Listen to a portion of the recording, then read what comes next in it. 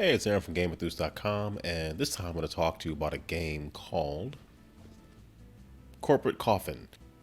Corporate Coffin definitely has a sense of humor. It's a game, it's sort of a self-deprecating game about just some of the annoyances, the pet peeves, also published by Pet Peeves LLC, of working, of having a job, dealing with coworkers, dealing with interpersonal everything, dealing with people's work ethics and management and everything else that comes with having a job where you do not work for yourself. So it's interesting. As you can see, it was funded on Kickstarter.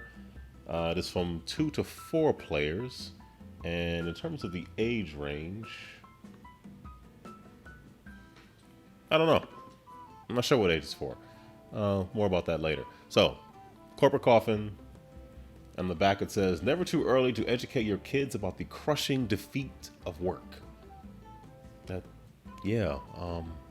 Also in the box says Corporate Coffin, as you can clearly see. What you might not see, it says, lay all your hopes and dreams to rest. So there's definitely a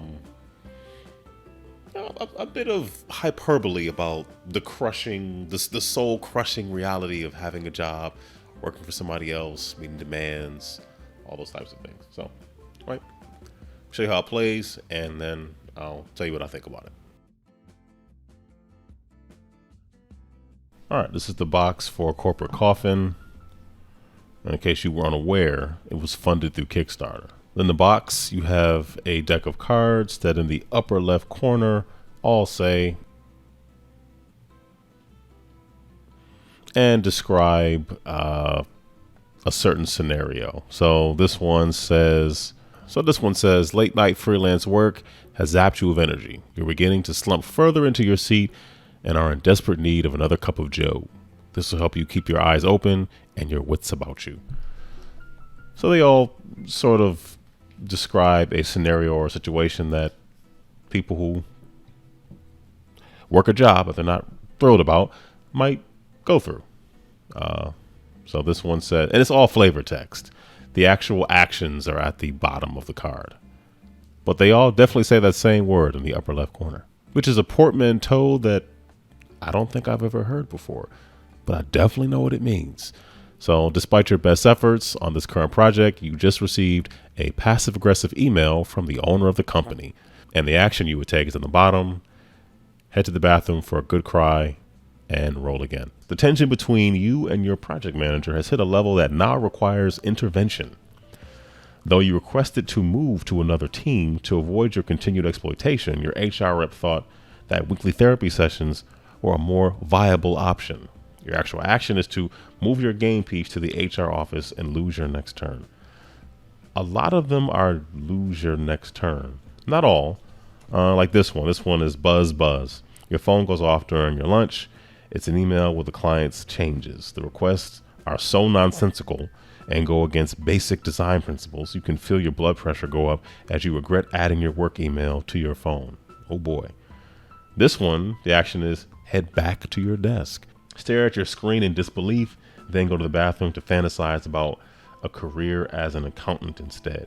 But that's the thing. Imagine if you got this one, if you were headed back to the start, to the finish, and you went here on your way back and got this one. Well, the bathroom is considerably closer than anything up here. So yeah. So there are situations where well, I didn't say it, but there are scenarios where it could be advantageous, although most of them are lose a turn. So there's a bunch of these cards. So you have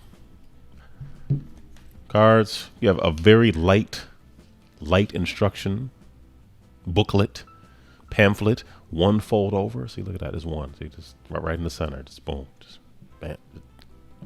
You got it. The different pieces and like the memorization markers that I'll explain in just a second, and the board itself. And let me also point out the back of the box. Before I show you the board, let me show you the back of the box. This is the back of the box. The back of the box depicts a black family playing this game. It's something that I often don't see on the back of a box. I like to see it. There's a little more to it than that. I'll get into that later. But on the surface, I like to see it. Okay. And this is the actual board here. So setup is rather simple. Let me show you that now. We'll just set up for 2 players. So for right now, the blue and the yellow player are going to be playing the game. I'll show you what those do in just a second.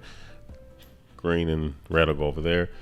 All you need is the die, and you can put the situation cards right there. The object of the game is to go from the start to your desk. So you want to make your way, and there are some branching paths, and you want to basically get to your desk. Once you're at your desk, you need to roll a 6 to leave it to head back to where you started. So the start and finish are the exact same spot. Along the way, you might get caught in certain rooms and have to roll less than or equal to a 3, or less. Well, not less than equal to. There's a lot of less than or equal to 3s or greater than 3s. Yeah, that's pretty much kind of everything. Everything is either less than or equal to 3 or greater than or equal to 3. If you stop at any of these spaces that depict you taking a card from the deck, you would take a card from the aforementioned deck, and you can read the flavor text if you want, but most importantly, you would have to take the action on the bottom of the card, and then play would resume from there. Like I said, the object is to get from the start to your desk, and the rather abbreviated instructions just say you have to shine, because everything else on this game is pretty much less than or equal to or greater than or equal to 3 to get out of there. You have to shine, which means you do really, really well, and you can leave your desk by rolling a 6. Also, if you bump another player on a space that they're already on, that player ends up going to the HR office to file a complaint, which would derail them from what they're trying to do. Either go to their desk or get back over here to end off where they started. That's kind of it. So you'd roll the die. Wow, I rolled a 1. Very eventful. That was the first player's turn. All right, so player 2 rolled a 6. We'll go 1, 2, 3, 4, 5, 6, and then end up here, which makes me draw a card. And this, you already know what it says. This says, for the flavor text, attention, attention, there's a dog in the office. I repeat, there's a dog in the office. That's this flavor text, but the actual action is race to reception to spend time with your favorite type of person, a dog. Happily lose your next turn. So I'm not sure if you put it under the deck or not, or to the side. Let me consult the rules here. Place it underneath the draw pile. See, it says it. You probably can't read that, but you would place it underneath. So you would not put it to the side. See? Aha. All right. So I'm going to lose my next turn. So that was not a good thing. Typically they are not, hence the name. So then the blue player would roll, they rolled a 3, 1, 2, 3. So, and that's pretty much it. Like you roll the 1 die, you move that number of spaces, and you either land on a white spot and do nothing, or you end up getting a situation that takes you to the snack closet, the program manager's office, the cubicle farm, the video room, the kitchen, the conference room. This is where you actually want to go. That's why there's no black outline around it. Your actual desk, which helps you to win. If you get to your desk, you would take the same color token here and just place it there, so you already know and everybody knows visually that this person is on their way back to the start/finish to potentially win the game. So maybe they want to bump into you or whatever, or try to mess you up. That's the only real take that thing in the game. There might be some kind of take that stuff that these cards force you to do, but The only other take that thing you can do is you just bump into somebody just to send them to the HR office, which kind of throws them off track. And then there's the CEO's office, and then there's a bathroom. A bunch of cars say go to the bathroom, which you kind of got to do that. You got to go to the bathroom. So that is how Corporate Coffin is played, and there's blood in this conference room. There's dang, like what this is not the model work environment that we might want it to be. So yeah, the game is real simple. That's kind of it. You roll the die, you move the spaces, you either do what it says, or you just sit in a white space and look forward to your next turn. So you can roll that die again. That's kind of it. So yeah, let's go back up to the top, and I will say more words. I just went over how the basic game kind of works. Corporate Coffin. Let me just humor me for just a moment, and I'll read you the object on the side of the box. So just indulge me, humor me. Object. Poor choices have led you to a career in design within a corporate setting. Now you must survive the entire workday. Make it to your desk, complete a task, it's in quotes, and get out the door with as little aggravation as possible. Play until someone wins or everyone quits.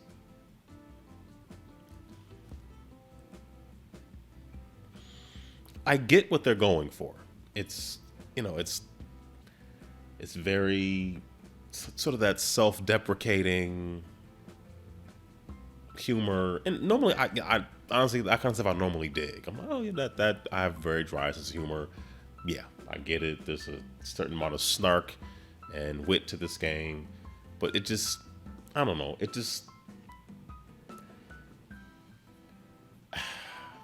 so someone wins or everyone quits. That's not really, that's on the box.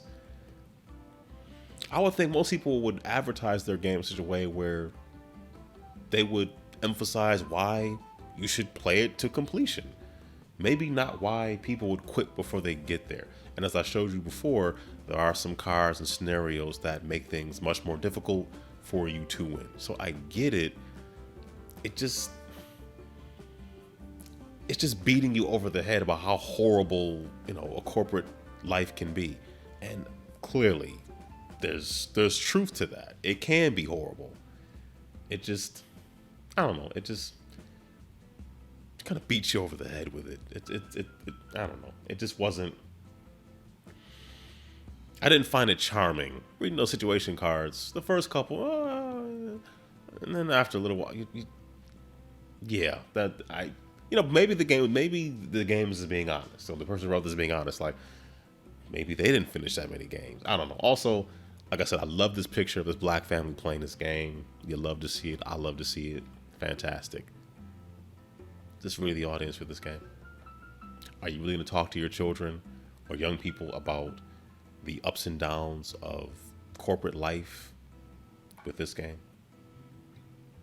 Really? Maybe I wouldn't, but maybe other people would. It just seems like I like the picture. It just, nobody would really, who really gonna sit down with their kid and play this game? I don't, expletives aside, and that's not a huge deal. No.